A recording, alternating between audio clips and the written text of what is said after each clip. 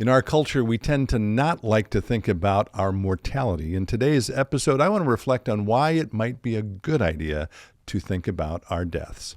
Stay tuned.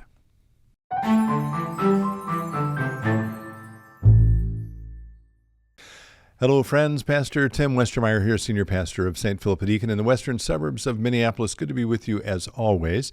I am reflecting today on the fact that there have been a lot of funerals here at St. Philip Deacon recently.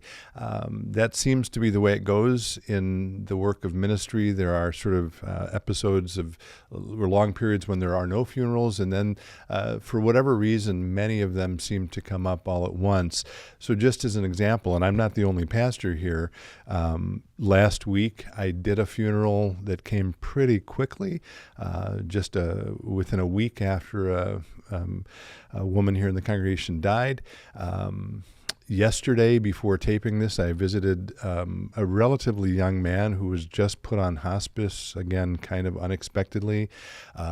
Just before taping this, I emailed another family about a funeral that I'm working with them on for in August, I guess, 3 weeks out. And shortly after I tape this, I'm going to be meeting with another family about an upcoming funeral for them. So I have funerals, and I suppose as a result of that, I have death on my mind, which may seem like a depressing and morbid topic. But I guess what I want to say today, and I think I said something kind of similar to this in one of the very earliest episodes we taped, going back now to, I suppose that's 6 years ago, if that's possible, in the midst of, or the very early stages of the pandemic. But part of my message is, reflecting on our own mortality, I think, is actually healthy. And it's sort of a truism, I think, in my line of work that when you meet with families, either preparing for an imminent death or after a recent death, it's inevitable that you become aware of your own mortality, and it makes you think about the blessings of the life you have. And so maybe to reinforce that point, I'm going to turn to, as I know I do so often just because he does it so well, I'm going to turn to a passage from C.S. Lewis, and then I'll maybe just wrap it up after that. But this is from, again, I've quoted this different essays from this book many times. Fern Seed and Elephants is the name of the collection. And this particular essay is called Learning in Wartime. In this address, which was published later as an essay, C.S. Lewis is speaking, I'm almost sure it's to students at Oxford, college students in the early years of World War II. C.S. Lewis himself was injured in the trenches of World War I, so he knew what he was talking about when he spoke about the realities of war.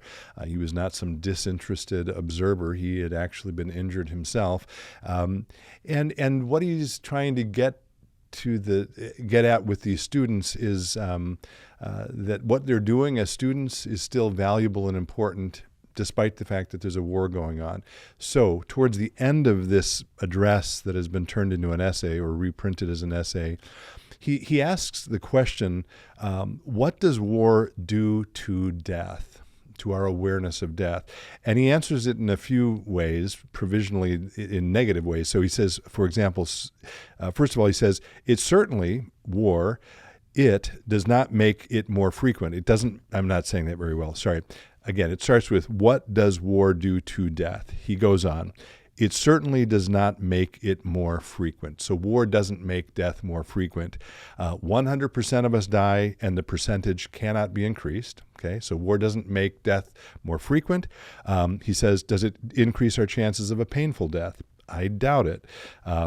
As far as I can find out, what we call natural death is usually preceded by suffering, and a battlefield is one of the very few places where one has a reasonable prospect of dying with no pain at all. Another question, does it decrease our chances of dying at peace with God? I cannot believe it, he says. If active service does not persuade a man to prepare for death, what conceivable concatenation of circumstances would? And then he says this, yet war does do something to death. It forces us to remember it. And then he goes on, war makes death real to us. And then this really important line, and that would have been regarded as one of its blessings. Okay? That would have been regarded as one of its blessings by most of the great Christians of the past. They thought it good for us to be always aware of our mortality. I am inclined to think they were right. Okay? So in our culture today, again, feel free to push back on this or correct me if you think I'm wrong about it. I think we're really good at avoiding or ignoring, I'll call them hard, painful, difficult things, right? We want to push suffering away. We want to push challenges away. We want life to be easy. And death is a reality that we're pretty good at avoiding and ignoring or trying to avoid and ignore. And again, as Lewis points out there, the vast majority of Christians would say to us, don't ignore it. It's the reality of where you will one day be. And that, again, I guess the gift, the blessing that comes with that awareness, it seems to me at least, if we'd meditate on it, is, well, I mean, a couple of things. One, as Christians, of course, we do believe that death is not the end, that we will be in eternity with God, and so therefore death isn't to be feared.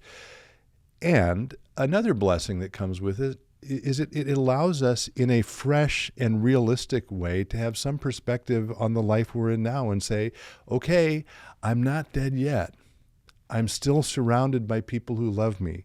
I still have the opportunity to do work that's important to me and those I love, and maybe to make a difference in the world. I still have a chance to say thank you for all the blessings of this life. And so, again, when we have that kind of perspective, I think it increases our ability to live more fully in the present right now. So I guess, as strange as it may sound, today, might I encourage you to meditate on your own death, not because it's depressing, not because it's morbid, but because it will help you to live more fully in the present. Thanks as always for being with me, and until next time, be well, stay in touch, and God bless.